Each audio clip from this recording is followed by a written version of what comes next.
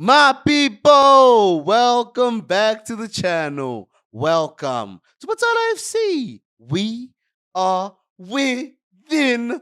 Blessed Saturday, guys. Hope y'all are good. Shall we break down a preview? 2 days after we broke down a preview, a day after a post match, 2 games in 3 days. Thank you, Visit Malta. That's madness, but we'll take it. You get me? Could the games have been spaced out a bit more?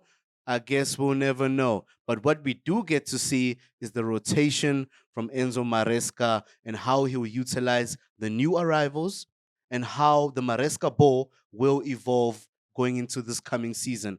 And last night was exciting, guys.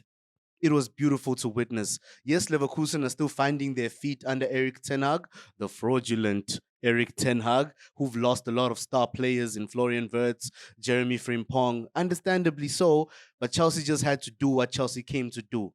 And another game at Stamford Bridge, we have to prove to the fans that the players are ready for a major season in terms of football for us as fans and for the players. Of course, shall we break it down, guys? Yesterday, Esteval Williams started, making his debut, and Dario Isugo also got his first game at Stamford Bridge. Jorel Hato got his first game at Stamford Bridge. But I would say, before we even break down a few things that happened in this game, Josh Ashimpong was my man of the match, guys. If you guys saw the post match, I gave him his praise, but the player deserves even more. 100% successful pass rate. 100% from a youngster, a 19-year-old from Cobham. You have to have pride as a Chelsea fan. But yeah, guys, focus areas. I'd like to focus on the attack as we break this down and how Esteval Williams started as the right wing, but drifted into the midfield, almost interchanging roles with Cole Palmer. Cole Palmer definitely has shown us in his Chelsea career he's more than comfortable to operate on the right wing, the right half space of sorts, the way he operated against PSG, for example. The only concern I had in this game was that Liam Delap did not receive any service, guys. Not at all. Like nothing was going into Delap. I chose the wrong thing there at first, but we weren't looking for our striker. So every time our wingers would drift into these areas, like George coming in closer to the 18 here, he would definitely shoot. That was his first instinct. Same thing with Palmer in these positions when Palmer was not in the midfield. Esteval was trying his best to drive into the 18 more often than not. And you can see how daring Esteval Willian is. He's so good. Andre Santos, of course, moving a lot more forward with Caicedo blocking or protecting the back four. Mark Cucurella joining the midfield in the right moments as he does. And then Josh Ashimpong forming the central defender in a back three. Josh Ashimpong. I would have expected that Ashimpong would have been doing what Chalobah was doing in terms of going more to the left. And then Chalobah would, of course, be right in front of Jorgensen. But Ashimpong was trusted with this by Maresca.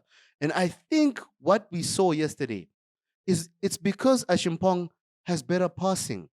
I think he's a bit more calm on the ball. But we won't neglect the fact that Chalobah and Gusto were threading passes into the midfield. They were going direct into Palmer. Gusto doing this the same way Colwell would do it. That was crazy, guys. Trying to get the ball into Palmer directly. That was madness. And they showed their passing range, beautiful passing range from our boys. But good game. And I did say the focus area is the attack. So if we're attacking with 5 men, with Santos joining in that front five and having 5 men in defense, if anything, with Cucurella, knowing when to move forward, maybe become the sixth attacker, but then going back in the right moments because Cucurella understands the system to that level. Chelsea will be a major threat. Of course, in the position where Ashimpong was playing, you could expect a Tosin or someone else, someone a more senior figure in the team. But Ashimpong actually proved to me that he can play in big games. Leverkusen, still, it's preseason. No, don't criticize our player. The boy is ready for war. He's ready for the battlefield. You get me? But yeah, guys, that's yesterday. That was a beautiful game. We enjoyed it. Estevao gets his first goal at Stamford Bridge on his first start. Beautiful. Joao Pedro seals the game in the dying embers. 2-0 win, two Brazilian scorers. Shall we break down our game against AC Milan? And Allegri, this isn't the first time Allegri is the manager of AC Milan. He's a serial Serie A winner with Juventus. We understand this. But he also managed AC Milan in the past, so he's returning to AC Milan. And AC Milan have a lot more quality than Leverkusen at the moment. Hence, this will be a more tricky game. But I'm seeing rotation, major rotation. If anything, the entire 11 that played against Leverkusen definitely, I would say, won't play against AC Milan. So this is Maresca's chance to get us ready. And then the players that come on off the bench are likely to be the players that will start against Crystal Palace. So they'll be the warmest they can be. I think that's very strategic. I believe that's what Maresca will do. So a backline of Aaron and Salmino, hopefully, finally starting for Chelsea. Could be Benoit Badiashile, but I'm placing Anselmino because I think as Chelsea fans, we need scope of just how good Anselmino can be in our system. It's about time, guys. All he's gotten are the last 10 minutes, the dying embers of the game, kill off the game vibes. No, let him start. Let him do things. Let him prove himself. Jarrell Hato alongside him on the left side. Yeah, there's not much chemistry on that left side. These players might not even know each other's first names. And then, of course, Tosin and Reece James, definitely having our captain and Reece James on the pitch is a solid bonus. And then our mainstay goalkeeper, Robert Sanchez, going into the midfield. I'm going with Dario Esugo alongside Lavia. Now, the way Lavia was dressed in the game against Leverkusen didn't look like a man that's ever going to come on. I'm not even certain. I tried to check outlets to see if Lavia is fit, but I'm just going with the hope that he'll be available for tomorrow. If not, I believe in that position we could start Andre Santos again. Funny enough, I don't see Caicedo starting this game. He'll definitely come off the bench. And then we have our vice captain in Enzo Fernandez operating in the 8/10 role. And then the front line, I'm going with Joao Pedro as a starter, as a striker this time around. He did play as a cam when he came on against Leverkusen. Interesting point as well. And then Pedro Neto on the right wing with Jamie Gitsons also getting his first start at Stamford Bridge. Strong 11. We don't have a B team. We have two strong 11s. That's Chelsea right now. And this will be exciting to see. Not much chemistry even in the midfield.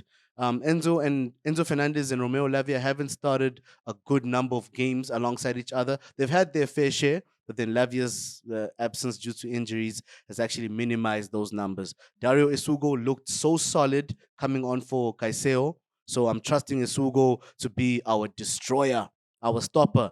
Lavia can move a bit forward, be the press-proven player he is, make our football look simple alongside Fernandez, and we get forward. You get me? Lavia also has a shot in him, so maybe he gets a goal. That's a very strange thing for me to say. Lavia scoring. I don't even know if he's going to start. You get me? But yeah, guys, excited for our final preseason game. Then we wait for 1 week before we play Crystal Palace, London Derby to open the season. But yeah, guys, we'll be here for the post-match. You get me? This game starts at 4 p.m., kicks off 4 p.m. Central African time, 3 p.m. UK time, I believe. And right after, your boy gonna step in. Be sure to lock in. Shout out for tuning in. Blessed day, y'all. Blessed Saturday again.